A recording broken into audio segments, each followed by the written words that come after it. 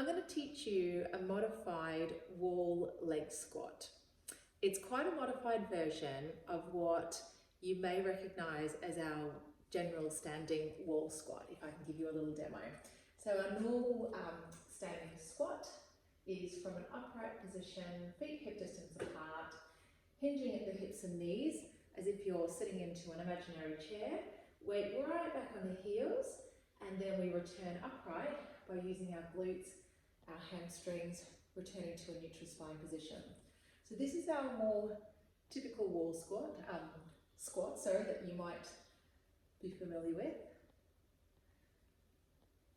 And in a great way, we can modify that to take gravity out of the picture, reduce the loading through the hip joints, to make it a really great rehab exercise for people who may have a hip injury or may in fact be preparing for hip surgery. This is a great way to keep good balance and strength around the muscles of the hip.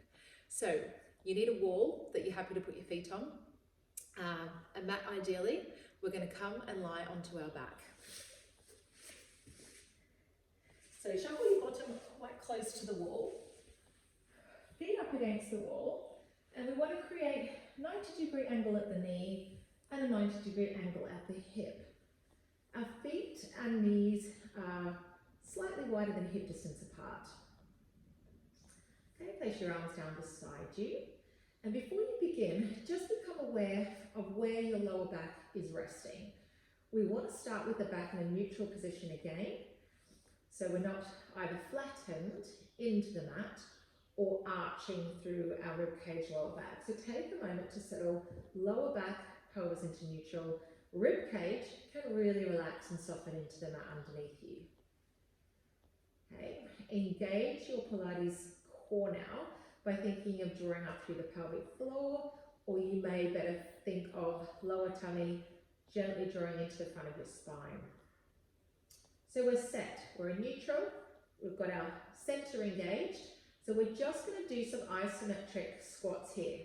Take a breath in, and as you breathe out, you're going to press through the heels into the wall, and obviously you're not going to move.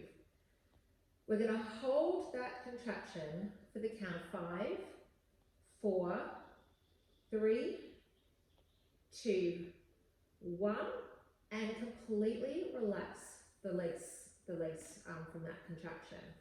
Keep the center engaged, or if you've let it go, that's fine. Just connect before your next.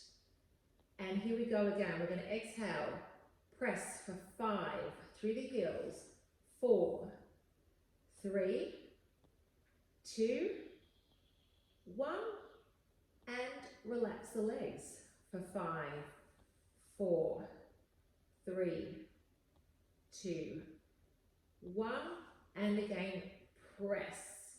Now, how hard should we be pressing? It might come down to what type of wall you're pressing into, but we want a maximal contraction.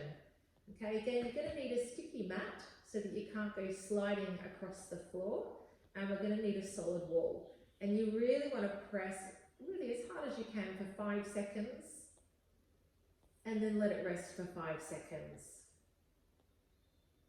You can place your hands around the hamstrings and through the glute max right at the top of your hip here to get a bit of feedback as to what's happening there. And release.